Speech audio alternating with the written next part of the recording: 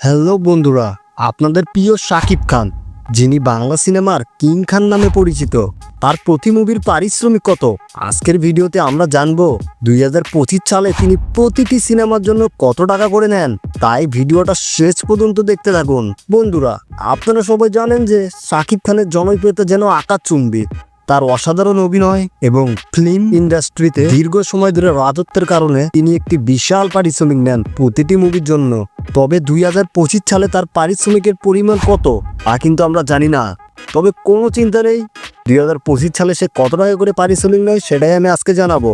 তো 2025 সালে শাকিব খান প্রতি মুভির জন্য 25 থেকে 30 লাখ টাকা নেন। তবে কিছু প্রযোজকদের সাথে তার চুক্তি অনুসারে এই পরিমাণ আরও বেশি হতে পারে।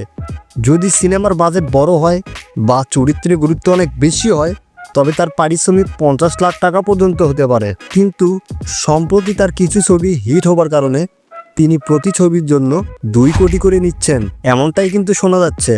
এছাড়া ছবি হিট হলে যে লাভ আসবে সেখান থেকেও তাকে 30% কমিশন দিতে হবে। তাহলে ভাবেন তিনি এখন কত বড় সুপারস্টার। উদাহরণস্বরূপ, একটি মুভি আয় করলো 100 কোটি, সেখানে 30% করলে শাকিব পাবে 30 কোটি এবং ছবি করার জন্য 2 কোটি। আশা করি বুঝতে পেরেছেন। আর কিছুদিন আগে তুফান নামে একটি ছবি মুক্তি পেয়েছিল, যেখানে কিন্তু এরকম পার্সেন্টেজ নিয়েই চুক্তি করা হয়েছিল। সেই ছবি থেকে কিন্তু শাকিব খান কয়েক কোটি টাকা আয় করেছিলেন।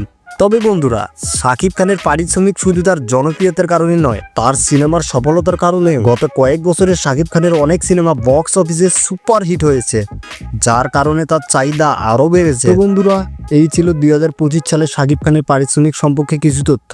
আপনারা যদি শাকিব খানের ফ্যান হয়ে থাকেন তাহলে ভিডিওটা শেয়ার করতে ভুলবেন না। আর হ্যাঁ, এমন আরও ভিডিও পেতে আমাদের চ্যানেলটি সাবস্ক্রাইব করতে ভুলবেন না। দেখা হবে পরবর্তী ভিডিওতে। ততক্ষণ পর্যন্ত ভালো থাকুন, সুস্থ থাকুন। আল্লাহ হাফেজ।